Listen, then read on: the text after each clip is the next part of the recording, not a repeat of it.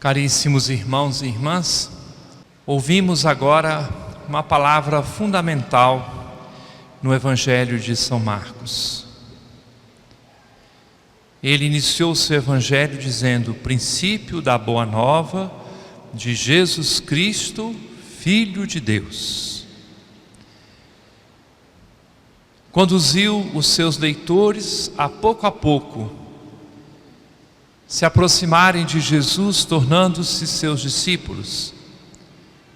E agora, só no final, uma profissão de fé vindo da boca de um pagão, um centurião. Na verdade, ele era filho de Deus. Nós todos percorremos os caminhos do seguimento de nosso Senhor Jesus Cristo.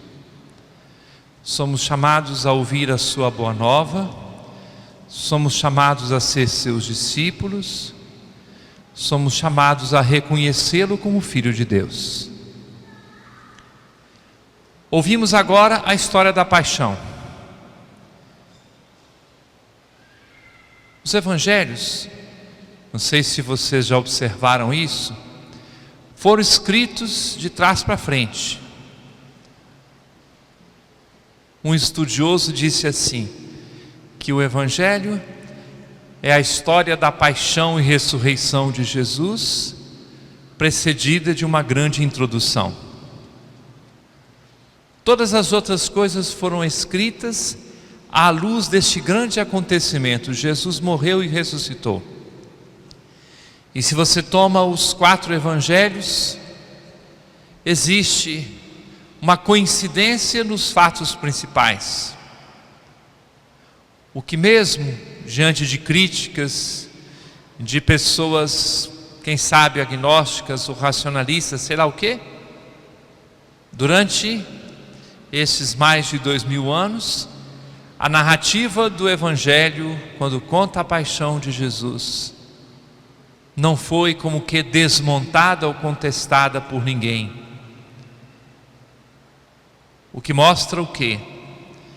Jesus Cristo realmente viveu nessa terra, morreu, ressuscitou pelo testemunho da fé dos cristãos. Não dá para negar a sua presença, a sua entrada na história. Só que para nós ele não é apenas um personagem da história. Nós olhamos para o crucificado, vemos a sua cruz enfeitada, um instrumento de suplício, tornou-se sinal de salvação. A cruz de Cristo resplandeça gloriosa em todos os recantos dessa terra, começando dos nossos corações. O Evangelho não é uma história como qualquer livro. O Evangelho é uma boa nova, é uma história de fé. Para encontrar o jeito de participarmos dessa história, eu trago para vocês 3 pequenas histórias. Já nos primeiros séculos da igreja, quando no ano 67 houve o incêndio de Roma, a mando do imperador Nero, sabemos que Pedro e Paulo foram mortos naquele período, na grande perseguição. E pouco tempo depois começou a correr uma história. Já no século XX, alguém escreveu um romance, enfeitando a história com outras coisas da época. O romance se chama Quo Vadis? Aonde vais? A lenda, ou não sei o que foi, diz o seguinte: começa a grande perseguição em Roma, e Pedro, um temperamento muito limitado, muito frágil, tão parecido conosco, e Pedro resolve fugir da cidade de Roma. percorrendo a Via Ápia, que vai em direção ao mar. Jesus lhe aparece. E Pedro faz uma pergunta: aonde vai, Senhor? Em latim, quo vadis, Domine? E Jesus lhe responde: eu volto para Roma para ser crucificado de novo, porque você está fugindo. Pedro caiu em si, voltou para a cidade de Roma. Sabemos que ele foi crucificado como o seu Senhor. Quando começaram a pregá-lo na cruz, ele pediu que fosse de cabeça para baixo, porque não se sentia digno de morrer como Jesus.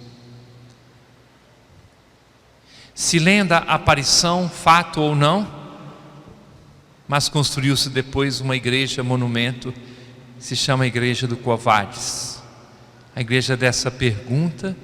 E quando Pedro resolve voltar para Roma. Caríssimos irmãos e irmãs, queremos ser discípulos de Jesus, não podemos fugir dos confrontos, não nos cabe ter medo dos desafios, somos chamados a enfrentar com Ele e por Ele todas as dificuldades, tudo que pode acontecer.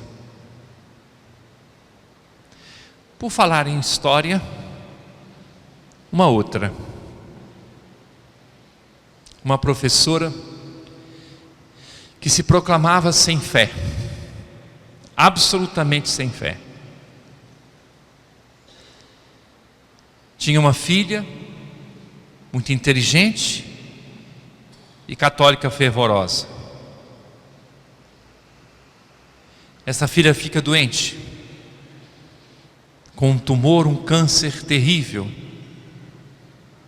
E esse é um fato, não é uma lenda, não é uma historinha inventada. Aquela professora que se dizia sem fé, está no hospital acompanhando a sua filha, que volta de uma cirurgia muito pesada, muito complicada, está ali num quarto de hospital, a mãe ao lado, e ela delicadamente pergunta à filha: você quer que eu leia algum livro para você? E a filha: sim, o Evangelho. Essa mulher foi atrás comprar depressa uma Bíblia e volta para o quarto e diz: minha filha, o que você quer que eu leia? E a moça: a paixão de Cristo. E a mãe, sem fé, começou a ler a paixão segundo São Marcos. Como nós ouvimos agora mesmo, de pé, ela estava não de pé, mas assentada ao lado do leito da filha, começou a ler o Evangelho da Paixão. Para sua surpresa, a filha começa a se acalmar, ouvindo a paixão. Fica tranquila, e dizia a esta professora: de repente, a minha filha adormeceu, e eu acordei para Deus. A paixão de Jesus me converteu. Eu não podia dizer outra coisa senão: Ele é o Filho de Deus. E hoje professa a fé com convicção. Irmão e irmã, não queira fugir da cruz. Tenha coragem de escutar a história da paixão. Tenha coragem de se levantar. Tenha coragem de ter a posição de ressuscitado e dizer: eu creio. Pode acontecer que dentro do seu coração hoje você possa dizer: muito bonito, seu bispo, mas o senhor não conhece as minhas fraquezas, o senhor não sabe da minha história. O senhor fala isso, mas não sabe as minhas aventuras, os meus pecados. O senhor não conhece como eu estou nessa catedral ou acompanhando de casa pelos meios de comunicação da arquidiocese, como eu estou com uma história machucada. O que faço eu com a minha vida?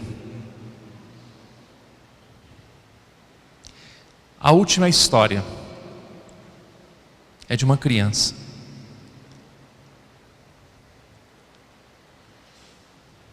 A catequista contava a história da paixão de Cristo. Uma criança interrompe com uma pergunta: me leia a história de Judas. E a catequista começou a contar a história de Judas. E diz que Judas se enforcou.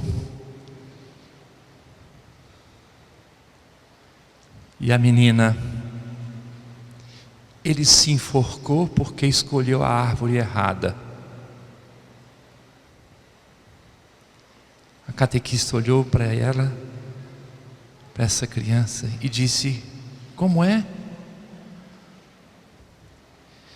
Se ela tivesse se dependurado, se ele tivesse dependurado, ao invés de numa árvore, mas dependurado o seu pescoço nos ombros de Jesus, ele hoje seria santo como Pedro. Ele apenas escolheu a árvore errada. A criança disse, e entendamos isso olhando para a cruz: ele deveria ter escolhido a árvore da cruz e se abraçado com Jesus.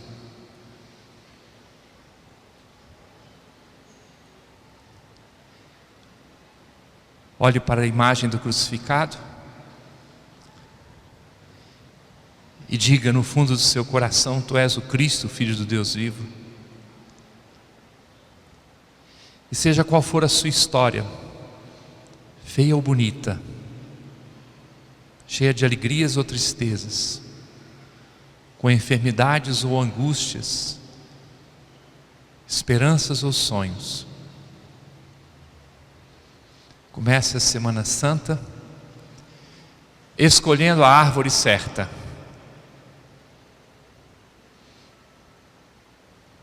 Dependure não só o seu pescoço, mas o seu coração, a sua alma e a sua vida nos ombros de Jesus. E ali, tudo receberá o banho da redenção. Viva dessa forma a Semana Santa que estamos abrindo com essa Santa Missa. Silêncio profundo, olhando para a imagem do crucificado. Recorde as histórias que eu contei e misture a sua história com a grande história de hoje, que é a da paixão de Cristo.